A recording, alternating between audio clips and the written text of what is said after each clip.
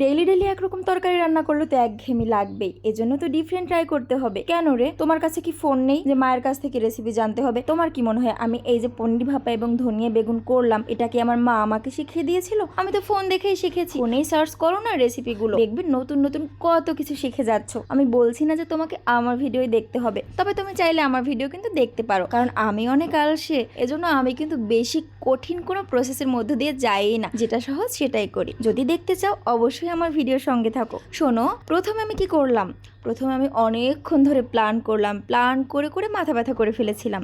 এতটাই মাথা ব্যথা হয়ে গেছিলো যে একবার ডিসিশন নিয়েছিলাম যে আমি রান্না করতে যাবোই না। পরে ভাবলাম থাক, রান্নাটা করে ফেলি, রান্না করে ফেলেও তো একটা ভিডিও হবে এবং তোমাদের সঙ্গে শেয়ারও করতে পারবো। সেসব ভেবেই আমার রান্নাঘরে যাওয়া। পনির ভাপার রেসিপি বলছি শোনো। প্রথমে কি করবে, কিছু মশলা তুমি জড়ো করে নেবে। সেই মশলার মধ্যে থাকবে পোস্ত, সরিষা, নারকেল, হলুদ, একটুখানি চিনি, লবণ, সর্ষের তেল, কাঁচামরিচ এবং পোস্ত, এগুলোকে একসাথে মিশিয়ে ব্লেন্ড করে নেবে। তারপরে ভেজে রাখা পনিরগুলোকে সেই মশলার মধ্যে মিশিয়ে তুমি ভাপ দিয়ে দিবে, হয়ে যাবে কিন্তু তোমার পনির রেসিপি। আর বেগুন তো নর্মালি ভাজবে, নর্মালি ভাজার পরে কি করবে, একটু ধনে পাতা, একটু না খানিকটা বেশি দেবে ধনে পাতা, রসুন কুচি এবং কাঁচামরিচ এবং একটা টমেটো, এগুলো সবকিছু মিলে প্রথমে ব্লেন্ড করে নেবে। তারপরে সর্ষের তেলে একটুখানি কালো জিরা এবং শুকনো মরিচ ফোড়ন দিয়ে তুমি মশলাটা দিয়ে কষিয়ে বেগুনটা দিয়ে দেবে, তারপর নাড়ি চাড়িয়ে নামিয়ে নেবে। হয়ে গেল না তোমার নতুন দুইটা রান্না শেখা।